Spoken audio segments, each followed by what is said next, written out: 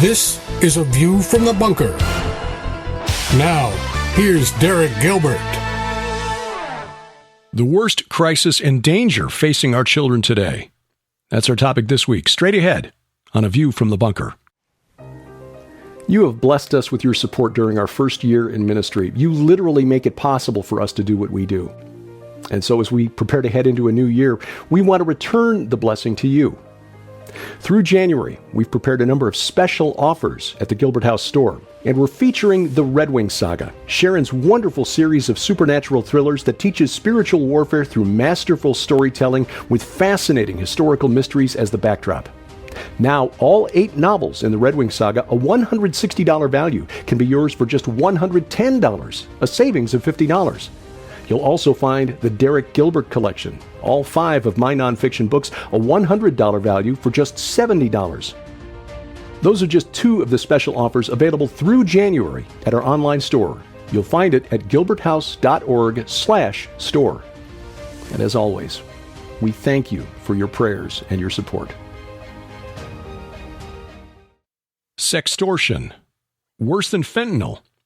Today's date's November the 12th, 2013. The time now is approximately 7:28 in the morning. Investigator R.D. Vice President is Detective Joe Phillips with Virginia Beach Police. Do you remember that time period? Yes. Can you start to tell the jury what happened? I had, a friend request from this Steve Crofton guy. Prior to that date, had you ever had contact with a Steve Crofton? No. For the first time in history, we're letting strangers interact with our kids in the back of our car, in their bedrooms, in their homes. That online environment has just created this access to children that was never there before. Physiologically, they don't understand who is out there and what people are capable of. It's been called a new form of sexual assault, online sextortion. For each aside, the increase that we've seen is definitely sextortion. Sextortion is probably the fastest growing crime in the world. That's right, sextortion attempts are skyrocketing. We see cases come in for children as young as 8 years old, 9 years old. We're talking elementary school children. As a predator, you can actually create an online profile that matches the preferences of that child. He got information from our chats through my computer, information about my mom, about my sister. He had Google images of my home. From 16 years ago to today, there is no mold. Anybody from any walk of life could be involved in this. We've had doctors and police and clergy. Simply the fact of who the offender was very shocking in this case. We intercepted a letter he wrote to the Chinese embassy in Washington. If they would break him out, he would give them all the information on the F-18. When you talk to me, please don't lie to me. You're a grown man, you're an officer in the Navy. These grown men are going after these young girls, and they try to kill them. Might not be in their intention, but they're killing them. And we have to stop it. I would literally do anything to save one. There's so many kids out there that need saving that there's just not enough of us to do it. Welcome to A View from the Bunker. I'm Derek Gilbert. If you would, just allow me to take a moment to welcome you to 2023. Please take a moment when you get an opportunity to download our app. It is free, available for iOS, Android, Amazon, Kindle Fire phones and tablets. Also, set-top boxes, Roku and Apple TV brings all of our content right to you and bypasses the gatekeepers of big tech. And the reason I suggest that is the topic this week is one that cost Skywatch TV its YouTube channel several years ago. Not this specific film or this specific guest, but the subject of sex trafficking, and specifically for the purposes of supernatural evil. But when you get right down to it, that's what this is all about. Our guest this week, we met back 7 years ago now, actually, when she came out to the Ozarks to visit us at Skywatch TV. She is president and CEO of a ministry called Million Kids, online at millionkids.org. And she's been warning parents, grandparents, church groups, schools, anyone who will listen about the danger to our children posed by the unprecedented access that groomers and pedophiles have through current technology. I'm 61 years old, and pretty tech savvy, but she startled us several years ago when she told us about social media sites that groomers and pedophiles were using to access children that I'd never heard of. And it will be an eye-opening conversation. Since we last spoke, she has raised the funds for the production of a new film that is eye-opening and would be very important for you to see. It is available online. The title is, of course, Sextortion, The Hidden Pandemic. It's online at sextortionfilm.com. She's the author of two important books, Seduce the Grooming of America's Teenagers and Societal Shift, A World Without Borders, A Home Without Walls. It's an honor to welcome to the program the president, CEO of Million Kids, Opal Singleton. Opal, it's good to see you again. It's been too long since we've spoken. For people who may not have seen those programs on Skywatch TV or the other discussions that we had that were made public back in 2015, before we get into the discussion of the film, the documentary, what is Million Kids? Million Kids is a small but mighty organization. We've been in business 15 years now. Ended up training more than 500,000 people. I quit counting after that. Who cares? But we have a couple of books, a movie, as you know, coming out. But by trade, we're a law enforcement trainer for human trafficking and sextortion. But we also train a lot of your faith-based communities and a lot of your schools. I've done a lot of work in schools because of what is happening online and social media exploitation. So we're an organization that really is all about keeping kids safe from predators, whatever it takes. And that's kind of the bottom line for us. What inspired the name of the organization, Million Kids? Actually, my pastor did the organization. He started it and signed it over to me. Million Kids is because more than 1 million kids are trafficked each year throughout the world. And we actually started working with Cambodia and the organization, RAFA organization, that I was on the board for 10 years there. But then I met the Riverside County Sheriff in 2010, the department that was starting the Human Trafficking Task Force, and they asked us to be their training and outreach coordinators. So we used that nonprofit used for Cambodia to do the work in the U.S., and it has just exploded ever since over the last 12 years. And we sat with parents who are missing a child or whose child is being blackmailed or in trouble. And we sat with kids who are runaway or kids who are being trafficked. And so it's a tough business, but it's an important business. I think a lot of parents, and you know, I'm at an age now where our daughter is in her early 30s, so social media was not really a thing when she was coming up. I don't know that parents, even younger folks who are my daughter's age, who may be having children of their own now, really understand how insidious and how omnipresent social media really is. What is the danger to kids, and how serious is this here in the United States? Yeah. Let me first say there's an upside to this and a downside. And to be fair on the upside, I've written a book called Societal Shift, A World Without Borders, A Home Without Walls. And if you think about this, Derek, this is the first generation in the entire history of the world where the entire world is being brought together. Well, maybe the Tower of Babel, okay? Yeah. But this is the first time that the entire world is connected. And it isn't just the fact that we're all connected, but the technology is so much more advanced. So, like, I'm old enough to remember MySpace, okay? Yeah. And I'm still on Facebook, and so is Million Kids. But our kids will be on things like TikTok, where they go on and they make a video, and it doesn't just go out to 60 people they know. They might have 5 million followers, and they're going to have relationships with millions of people they don't know. And I had a mother tell me, well, my daughter has 8 million followers. And I'm like, okay, out of 1 million, what percentage might be a pedophile? What if it's 1%? Is your 11-year-old daughter, she was 11, able to stand against 10,000 pedophiles that can reach her and will look like the Hollywood's greatest agent that will make her famous. And so that is the challenge of this generation. I always say technology isn't good or bad. It's like a car. You can take it to university and get a degree, or you can take it to a strip club and get yourself in trouble. It is about that conversation. It is preparing your child to make good and healthy and godlike decisions. And that's really the challenge for the Christian parent today. Now, the downside of that is the fact that so many people can reach them, and they are really slick operators, and they don't know how to, our kids are unable to tell which ones are the good guys and which ones are the bad guys. And that's the importance here.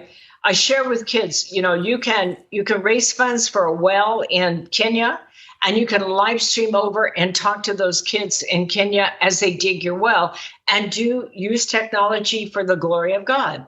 Or you can go online in one of those video games or hook up with some stranger, and they start seducing you, and you think you have a new best friend. And the next thing you know, you're sending off one of those erotic videos, and your life will change forever.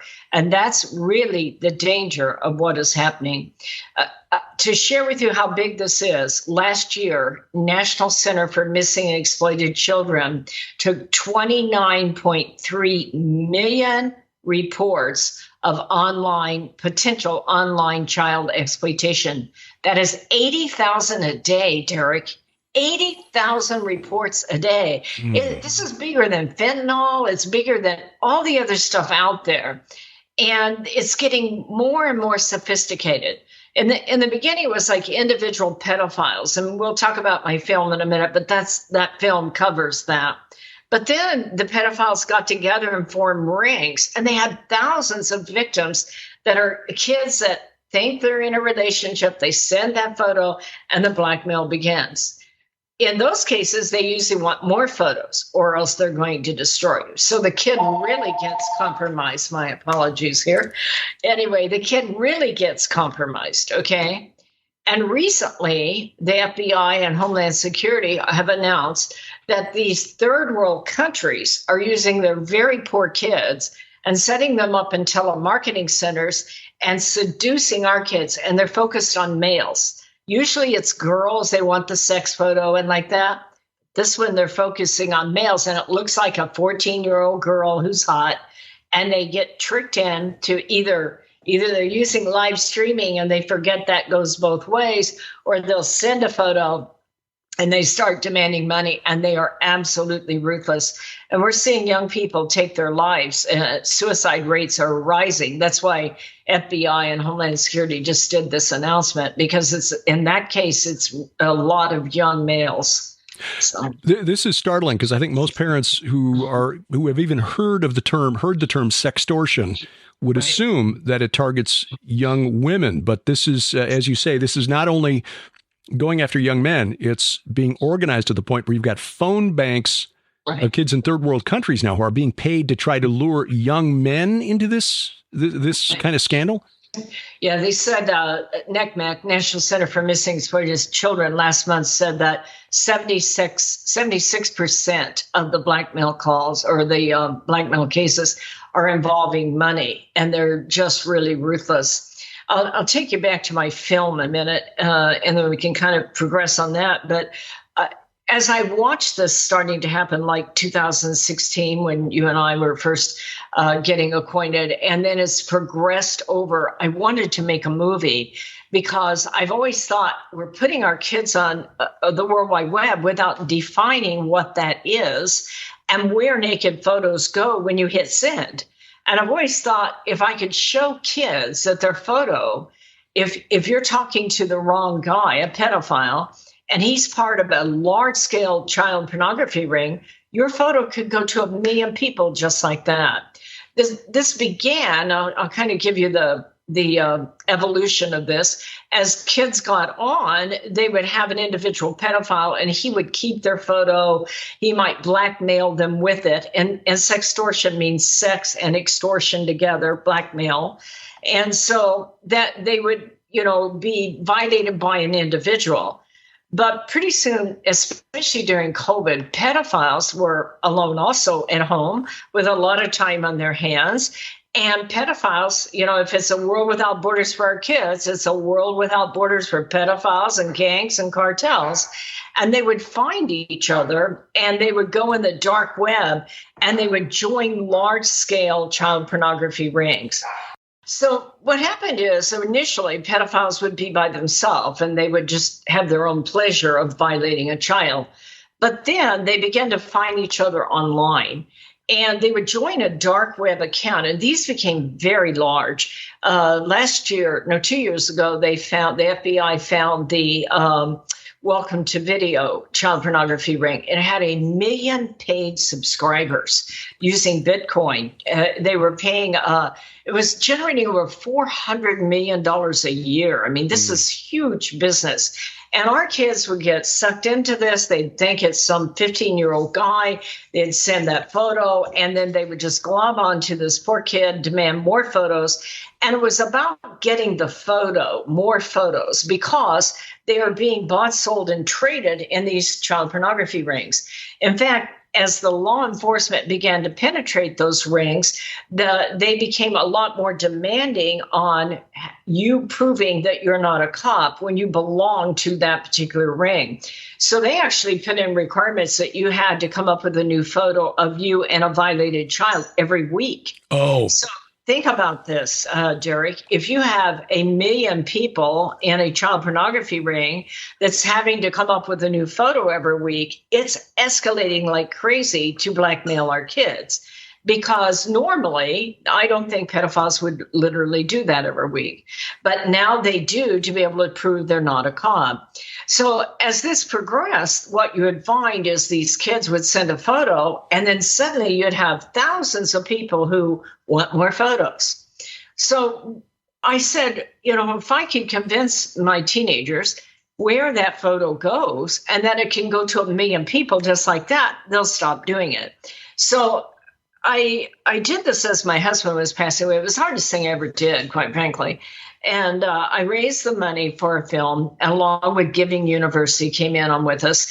And we picked a producer. And it's been amazing how God has been with us in this particular movie.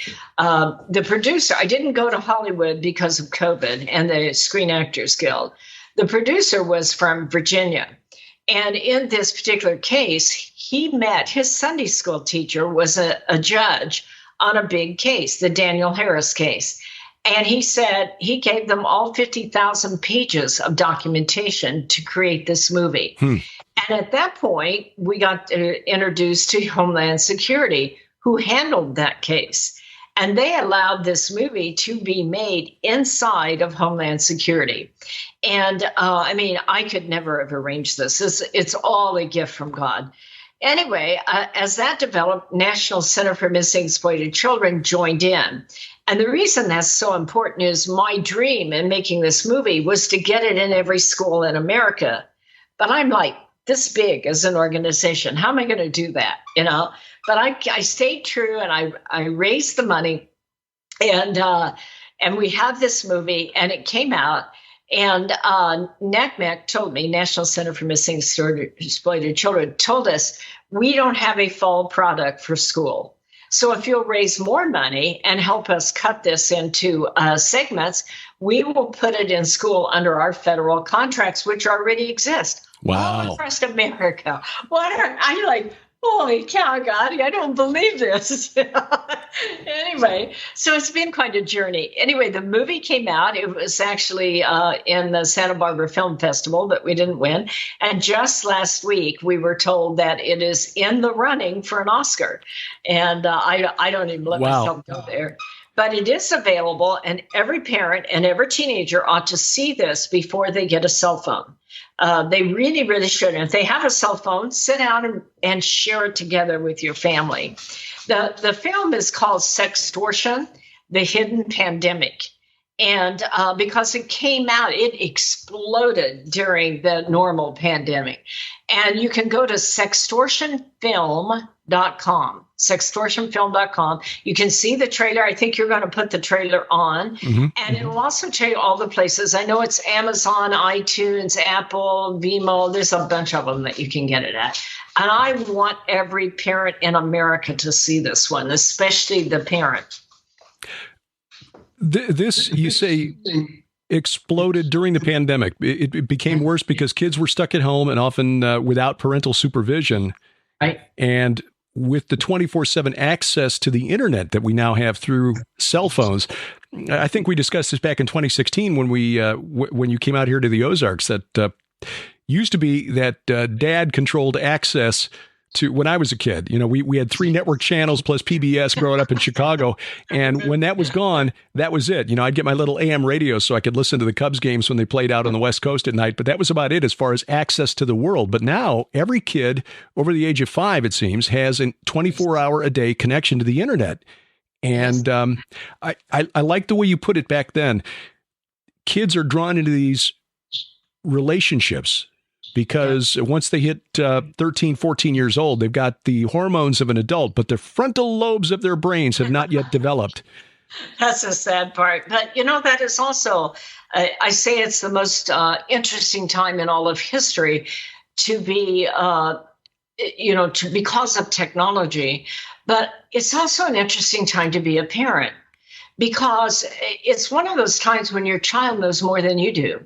Your kid is just naturally astute at all this, you know, and we're kind of running along going, you be careful on that thing now, you know, because we don't have a clue. And these pedophiles are smart because they move you from app to app to app. And parents are lucky if they can even figure out Facebook or Instagram, let alone TikTok and all the others. And that's one of the reasons they do that. And so it really is a time for parents to sit down with kids. And one of our mottos is, I believe in you. And I believe parents have to overcome their fear of technology and take a deliberate mission in being a parent. This is no time to just say, oh, they'll be okay. And sit down with your child and say, look, you know more than I do. But first of all, this is my phone because I pay for it. But I believe in you. I trust you. I think you have good judgment, or I wouldn't give it to you. And it's going to take good judgment. You know, you're going to get all kinds of offers, and they're going to look really, really good. And I'm believing that you're going to be able to make those judgments. But because it's my phone, I will check it from time to time. And if you're not showing good judgment, well, I'll bar it back till you're ready to have good judgment. But we're going to do this together. I am not going to be a parent who sits in the dark. I'm going to be engaged with whatever you have because it's my phone that I'm loaning to you. But I also want you to be a leader, because think about this, Derek. How we raise this generation of kids will set the stage for all future generations of kids who will live in a world without borders. And that's why I wrote that book, is I believe with all my heart, we're in a historic time, maybe the most important time in all of history. I wanted to add one more thing when you were talking about the 13, 14-year-old. During the pandemic, I see this thing where everybody that's 6, 7, 8 years old is getting a phone, 9 years old getting a phone. I want people to understand something. They're prepubescent. They don't know what a pedophile is because they don't know what adult sex is. And I'll say to a parent, they'll say, when should I give a child a phone? I said, well, have you had the adult sex talk? Well, no, I don't want to traumatize them.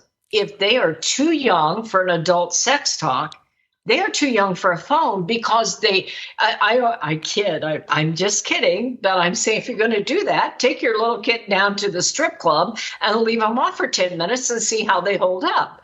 I'm kidding. Okay. But you are doing that by putting a 7-year-old online, because think about 7-year-olds. They love everybody and they want everybody to love them, and they're cute as heck. You know, and so some guy contacts them and shows them a video of 2 kids playing sex games with themselves or the family pet or something, you know, and they all giggle because that's bathroom humor. That's how we all are, okay? They don't understand why he's doing that, but they want her to or him to do it also. And they're giggling, and they do it themselves because they want to impress that guy with how good they are with technology. And they shoot that thing off, and it goes around the world just like that. And they never understand what happened to them. And we are doing this before they go through puberty, and it will change their image of themselves for the rest of their life. They will already have been dealing with shame, adult shame, before they ever get to understand that healthy kind of sexual relationship that God intended people to have. You talked about the surge in suicide rates connected with the explosion of sextortion. What causes that? Is that related to this kind of shame? Yes, it is. And it's a bit different, though. And thank you for bringing that in, because this is serious. I've been doing this since 2016, as far as the sexual shame and showing everybody at school your naked photos, and the kids get bullied and like that.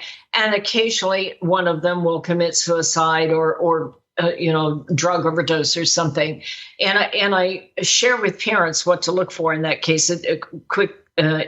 Just so you know, their eating will change, their sleeping will change. They quit going to school. They maybe shut down. They maybe start to run away, and then they'll come back and they start to cut. If they start to cut, get help immediately. But what we're seeing now is these overseas units are setting up these very large telemarketing centers.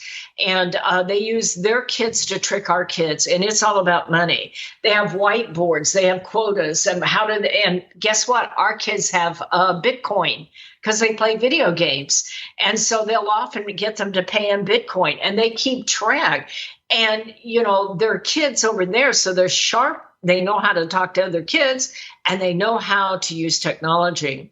The problem here is it becomes very hardcore. I need money, because they're being tracked by how much money they make. It's a unique phenomena that we're seeing of very smart kids. In the past, maybe kids were autistic or maybe not having various kinds of problems. These are kids who are football players, that are homecoming kings, that are very popular. They're straight A students, and everywhere from 18 to 13. And nobody knows this is happening. It happens very quickly. The normal behavior changes don't come in, but they'll hook up with what they think. And by the way, rural, I can't say that word, country kids, okay, are especially vulnerable because they're not as sophisticated as maybe what you might see in the city. But it'll look like somebody who really cares about them. They send that, and now they want a lot of money. And the kids panic, and they pound on them just mercilessly. And we're seeing a whole group of kids that kill themselves within 6 to 18 hours. And these are young males that show no indication they're in trouble before the parent can intervene. So we got to get out ahead of that. Derek, we really do. I always say, how do I fix this? And we have to get parents and kids to stop in their tracks. That's why Homeland Security and FBI released that, because they're getting ready to go on these holidays, and they're going to be alone again, going into summer vacation, same thing. And we've got to explain to kids, that isn't who you think. The minute you send any photo, I always say, never send a photo online you would not send to your grandmother, okay? The minute you send any questionable photo, they will be all over you, and your life will go to pieces in a hurry. But here's the thing. We're all on top of this now, and we're looking at it, and there is help. Do not kill yourself. Do not panic. Do not just think you're destroyed. Literally stop and ask for help. And parents and school counselors and school resource, when somebody comes to you and said, I screwed up, I sent a naked photo, do not look at them and go, what in the heck were you thinking? That will destroy that child. Stop and say, look, this is going to be tough, but I am with you. You are not alone. And we have to go to the police, but think about the power of that. Okay, you made a mistake. your life is in trouble. But if you go to the police with all that information, don't show it to other people, don't delete it, don't go on and say, I know you're a pedophile and leave my kid alone. Screenshot that, take that photo, and take your child and go to the police, because they have thousands of other victims that you can save from their agony if you're willing. First of all, I hope you never send that photo. Mm-hmm. But if you do, we're here to help you. We're losing our very finest kids, and they panic. They just panic. Because you may have a high achiever who suddenly makes this one mistake, and this is so contrary to the image that they've created, the expectations that the parents have set for this child, and rather than deal with the shame that comes with it, they make a tragic decision. Like they don't give it a lot of thought. They just panic. Yeah. Because there's not a change in behavior that a parent can see. And some of these suicides that I've seen, the kids are just phenomenal. One was a straight A student in a justice program. She was 18. And the group that got her was out of Pakistan. And there's a whole lot of them coming out of the Ivory Coast and out of the Philippines. And, they're working overseas to start to take these down. But of course, this is a new phenomenon for them too. So we've got to get in front of this with our kids. I know this. Kids don't want to be violated, and they want to be leaders. It's up to us to give them the tools so they can be leaders. For parents, then, number one is if they discover that their son or daughter has engaged in this behavior and is suddenly being threatened with exposure, right? Don't pile shame on top of shame. Do not do this. Do not. I always tell a parent, if you think this is happening, if you see a change in behavior, sit down quietly. Now, I'm old-fashioned in my thinking. I think fathers should sit down with sons and mothers with daughters, if possible. And that's because one of the things I do is I sit with parents who have a kid in trouble, and a father cannot unsee what he's seen in a daughter, and it changes the family dynamics. Without being too blunt about it. Sure. So now oftentimes there's not a 2-parent household. I get that now, but sit down with them and just say, I see you dealing with something heavy. Can we talk? Is this something you can share? And if they can't, then you can say, I've been hearing about this thing with photos online. Don't go, those photos, those sexual photos. Just say, I've been hearing about these things with photos online. Is it possible that's the situation here? See if they can respond. Just stay quiet for a bit. If not, you can end it with, I want you to know this. I believe in you. I'm here for you. I think that, if this should have happened with you, I want you to know it'll be hard. It'll be hard for you. It'll be hard for me. But I am here and you're not alone. And we will work through this together. And if it should happen, I want you to know that by being able to deal with it right, you can help other people that might be being trapped in this. So don't ever feel trapped. Number one, don't send that photo. But if you do, I'm right here for you. We're a team on this social media. I believe in you. We're going to share this. We're going to direct people to the website for the film, sextortionfilm.com. That'll be a link in the show notes below this video or audio, wherever you're watching or listening to this podcast. But Opal, what other resources would you recommend for parents especially? Actually, millionkids.org, not .com. That's a rock band, okay? Right. Millionkids.org. You won't like them. Anyway, millionkids.org has lots of resources. We have our own YouTube channel where we talk about all this. I do, the insider alerts. If anybody wants to sign up for that, they'll see the latest cases and we do analysis. As much as I'm not fond of Facebook, we do have a Facebook supporter group that you might want to join where I analyze cases on it. But millionkids.org, we have a lot of resources there because this is what we do day and night. Mm-hmm. And I can't tell you how much I appreciate you, Derek, sharing your opportunity with us, because this is, in my opinion, one of the greatest crises of all time. And you don't hear about it a lot on TV. We may be running out of time, but I just want to convey one local case that just happened. She was 14 years old right here in our town. And the police asked me if I'd join in as the referral agency on it for press. But she thought she was talking to a 17-year-old guy back east, and he wasn't. He was a 28-year-old, as he turned out, in law enforcement. Anyway, he drove across country and went in, and he viciously murdered her mother, her grandfather, and her grandma. Mm-hmm. And he kidnapped her.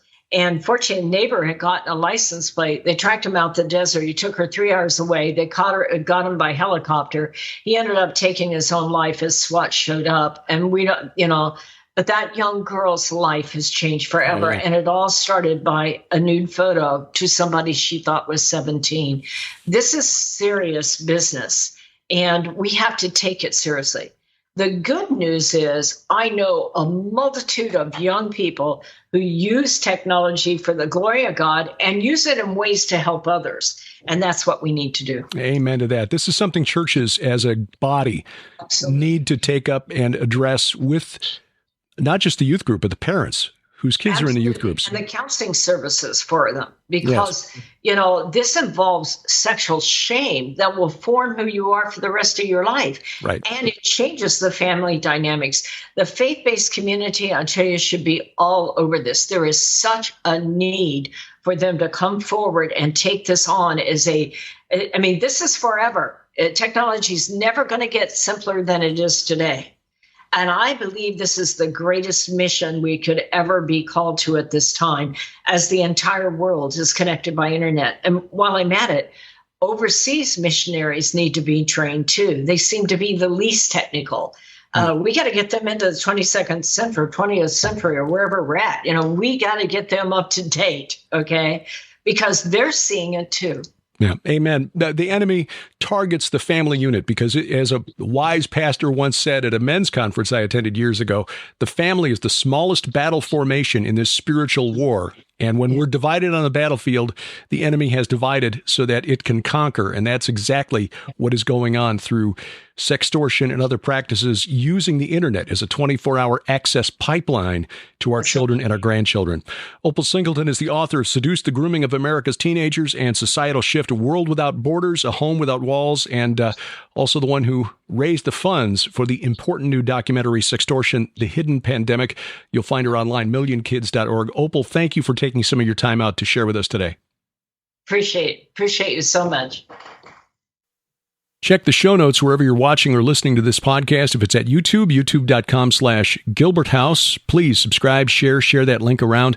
If it's one of our audio locations through your favorite podcatcher, whether it's Apple Podcasts, Google Podcasts, Amazon Music, Spotify, Spreaker, Stitcher, iHeartRadio, please just check the show notes and you'll find links to millionkids.org, sextortionfilm.com, and other resources online to learn more about this scourge.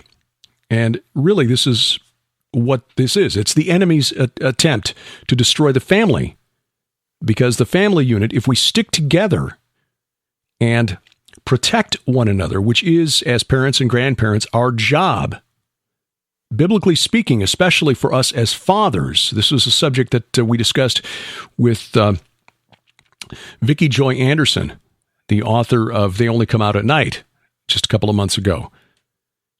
If we are doing our job and standing between these predators and our children, then the enemy will fail in this attempt to drive a wedge between the members of the family as God intended.